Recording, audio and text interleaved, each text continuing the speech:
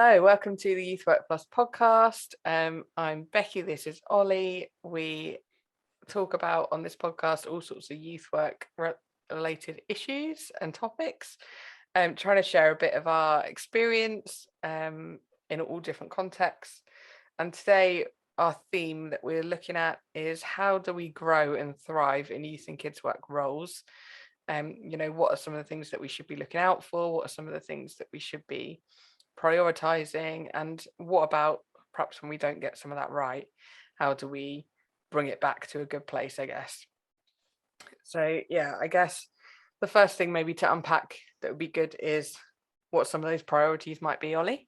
Yeah, I think a massive one, which is often overlooked or slightly complex in terms of ministry, is the idea of kind of self-care and the balance of rest and work. And often maybe it was just me, but like you can sort of start to define yourself as your role. And so therefore you get much touchier about things, and it becomes really difficult to put things down, and mistakes and stuff seem much more kind of an affront to who you are. But actually, I think it's really important to remember that our roles don't fully define who we are. That isn't, if you're suddenly made redundant from your church, which unfortunately isn't, totally outside the realms of possibility, or actually someone correctly critiques the way you do things. I think if we're too tied up in like my role defines who I am, it is who I am. It's who God's made me to be, which some of those things are, it is maybe who God's made you to be. But it's still a role. It's still not fully who you are. There's more to you than that. And being aware of that means that self-care is important, and investing in your friends and your family and things that build you up. Sometimes people talk about like, what are your wells? What are the things that give you life? And if they're empty, firstly, it's a mess, and you've neglected something important maybe. But secondly, you're not going to be able to. I've been there and been from the place of not doing good self-care, and you kind of give reluctantly and serve reluctantly, and it's not the same thing as when you're taking adequate rest and not feeling guilty about investing ourselves. So I think that's one way to make sure we thrive, to say, actually, me thriving is in and of itself a good thing, and not feeling guilty about that. I think that can be messy in Christian youth work. And obviously it's not all about us, and it's not just about us thriving, but us thriving is a part of everything thriving, and it's an important part. That would say, I think one thing that would be top priority is remember you are more to God than just your role, and don't let that kind of be your defining characteristic. Your relationship with God isn't defined by how well you perform. Yeah, I think the only thing I'd add to that is, the balance of rest and work is really important. And I think sometimes where the lines get blurred is when you do youth ministry or kids ministry as a job, it's not one of those jobs where you can just say, oh, this is just a job. I don't really care about it.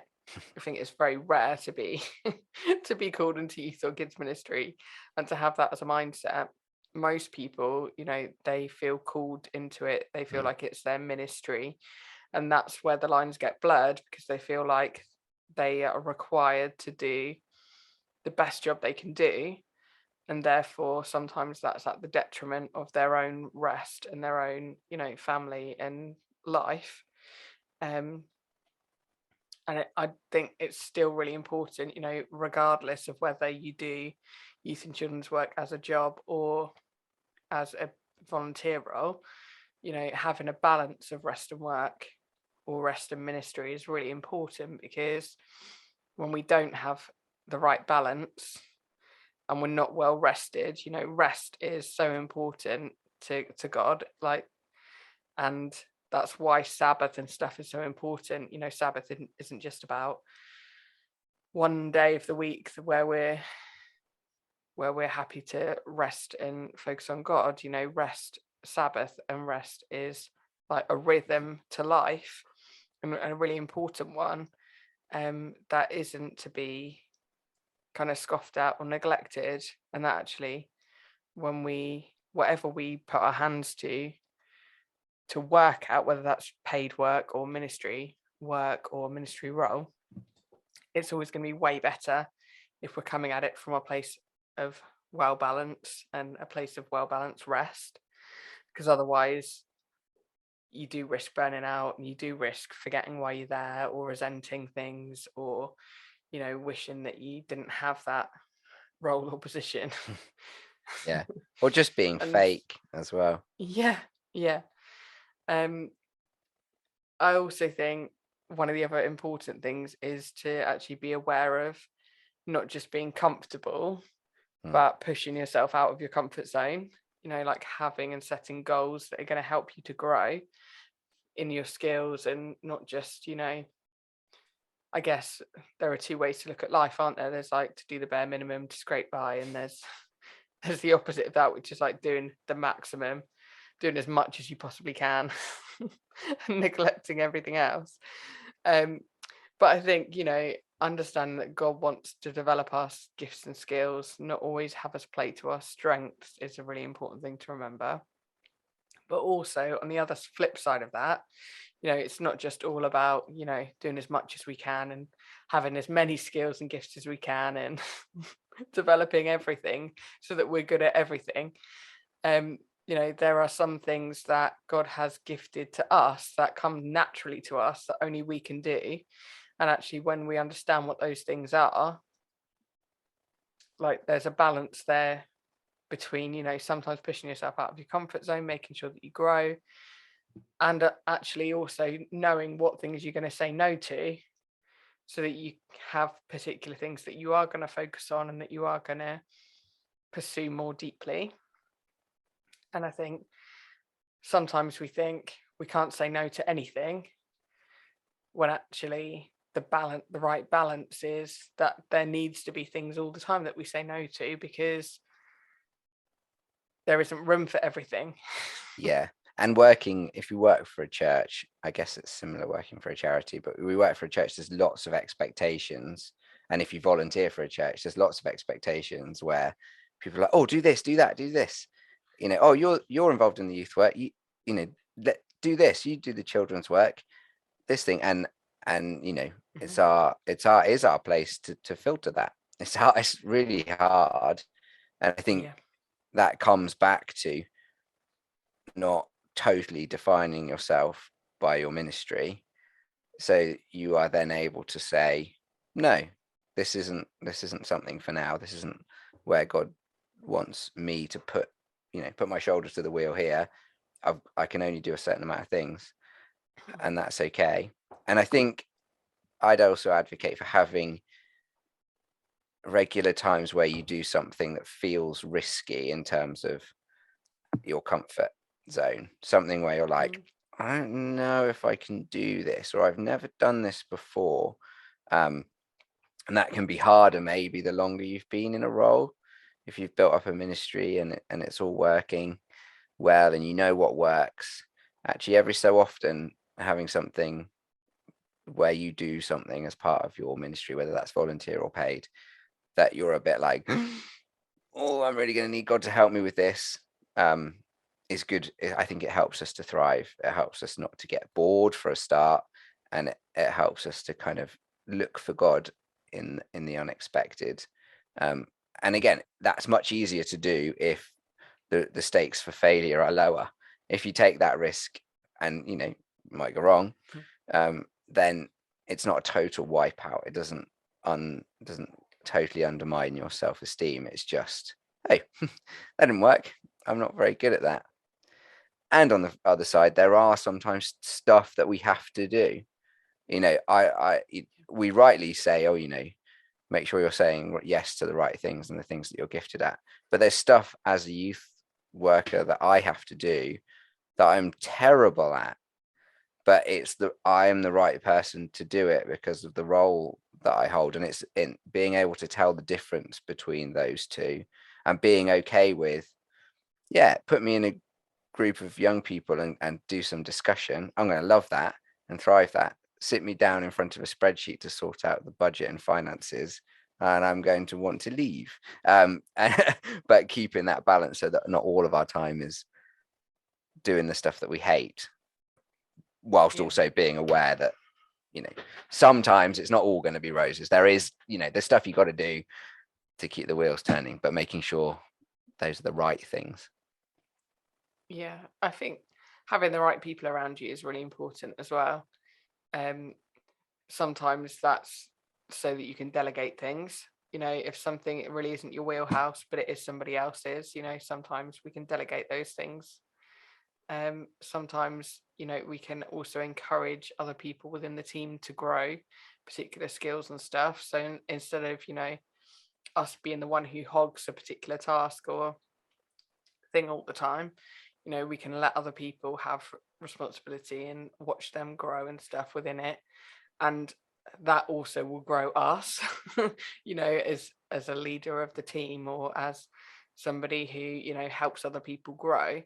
That is also beneficial to us.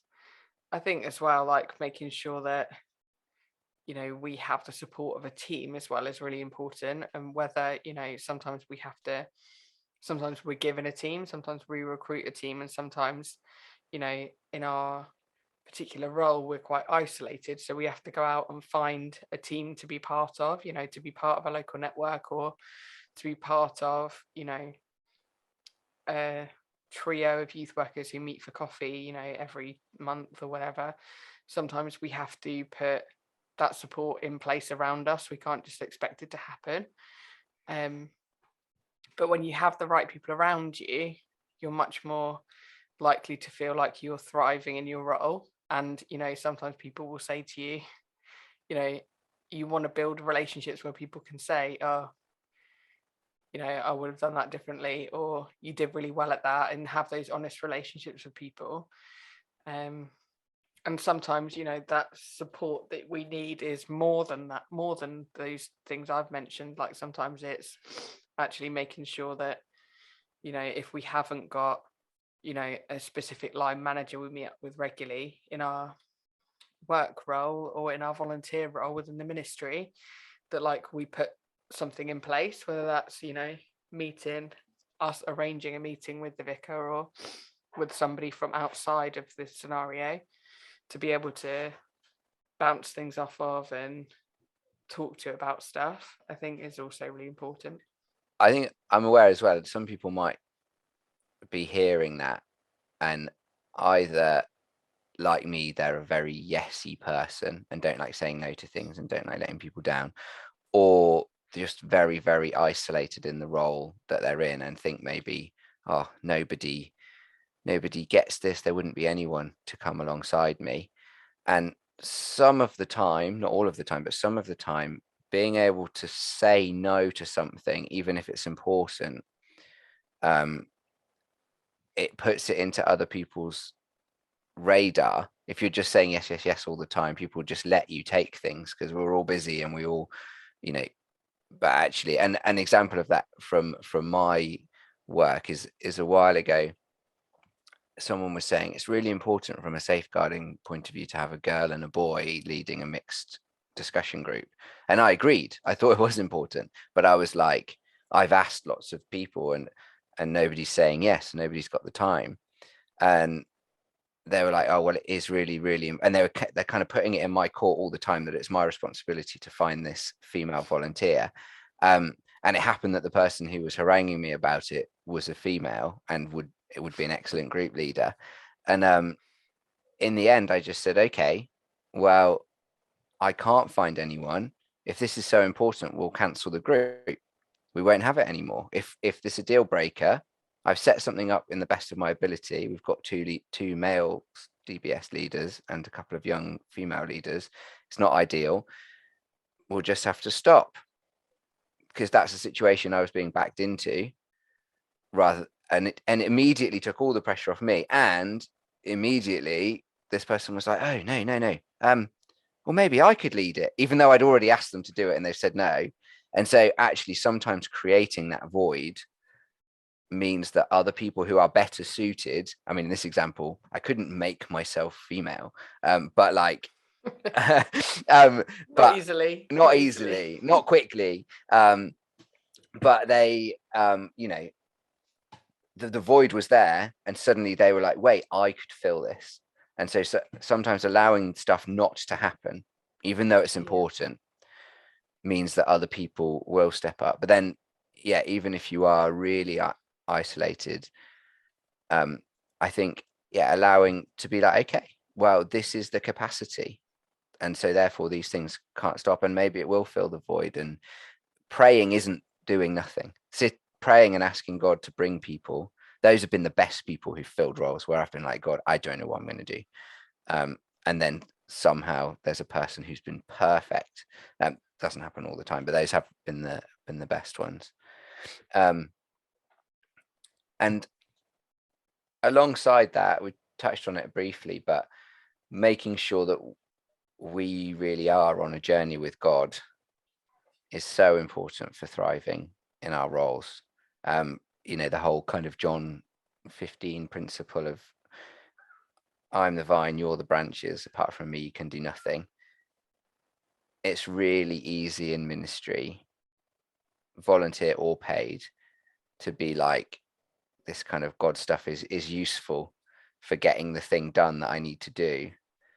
But it means that we're not really actually connecting with God. We're becoming those kind of branches that are separate, and having those things where we're rooted, and allowing ourselves permission to pray and read the Bible and listen for God's voice, not related to the ministry we're trying to run. Having regular retreats, having times where it's really, again, prioritizing and saying, I need to maintain my relationship with God in order to do this properly.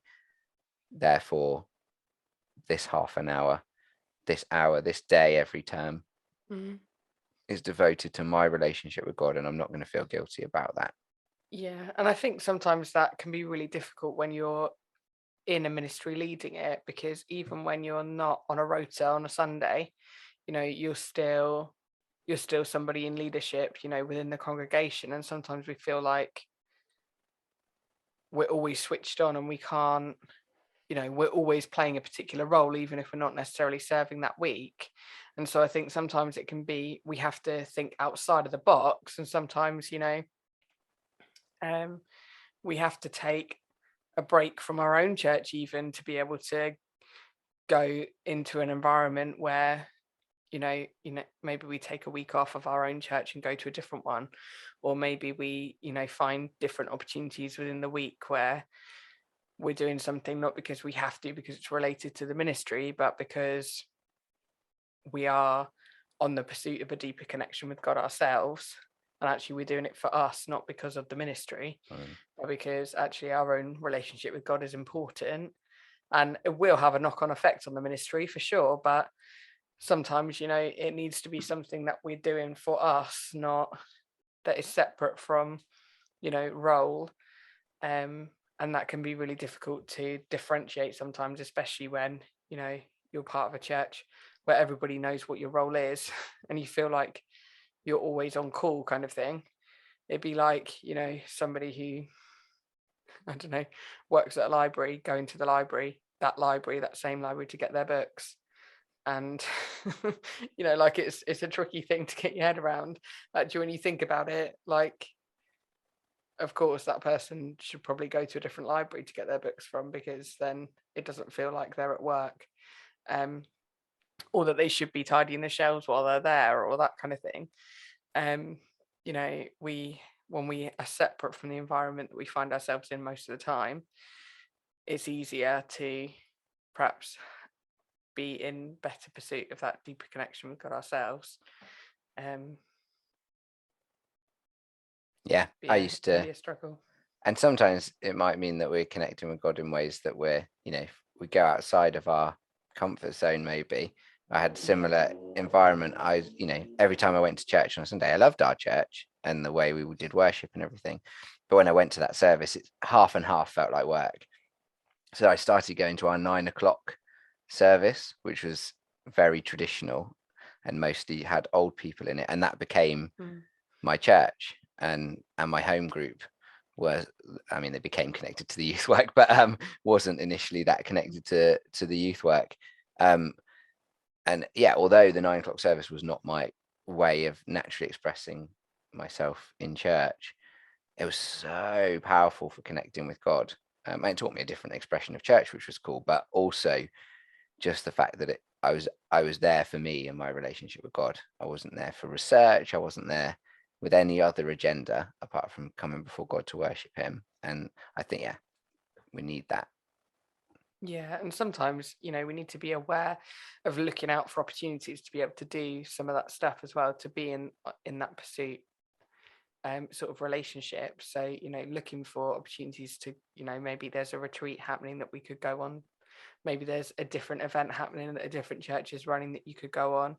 Maybe there's like different opportunities within the place where you live. Maybe there's like a prayer room or something that you could go and be involved in. Sometimes it's about not just waiting for the stuff to happen or the opportunity to fall in our lap, but actually we have to be in proper pursuit of it. We have to do the research, we have to look for opportunities.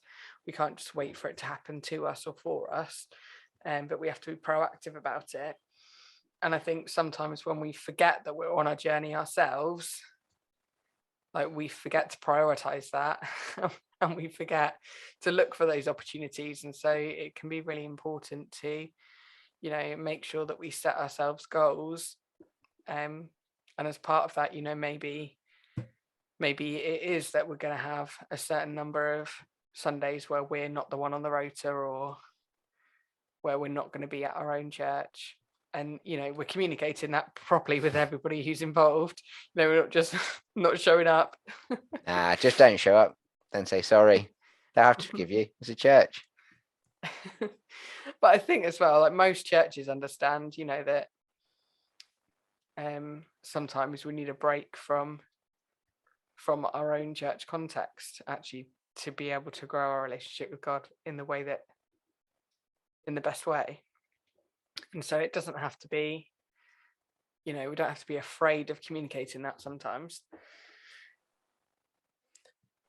What about a question that is, I think, 3 things that are sort of linked is when we struggle with either calling or passion or feeling good enough, what are some helpful things we can do in those times to try and thrive in our ministry?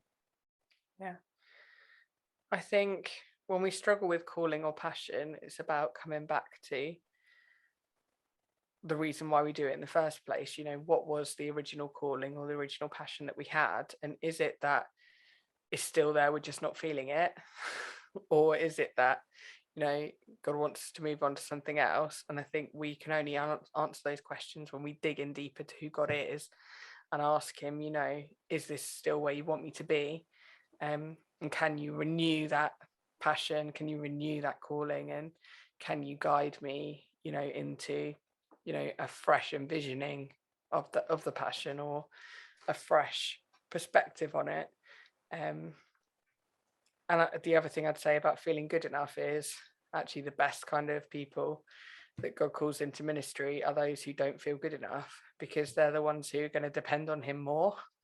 And that's how God grows us. If we go into a particular youth or kids work role thinking, yeah, I'm going to be really good at this and I've got it all sorted, then there's less space for us to come to God and say, God, I really need you in this, and I need you to move, and I need you to help me be good at this, and I need you to help me to do this thing, because without you, it's just going to be rubbish.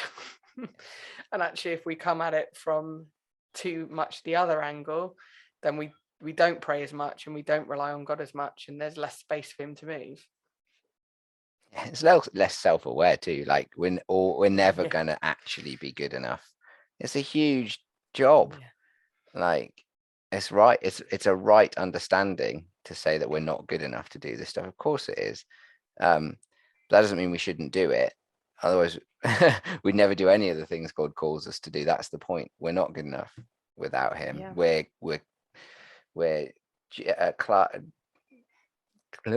got stuck on the thing, but we're jars of clay. We're an imperfect thing that God is using to do perfect stuff, and will hopefully be supernaturally better than ourselves.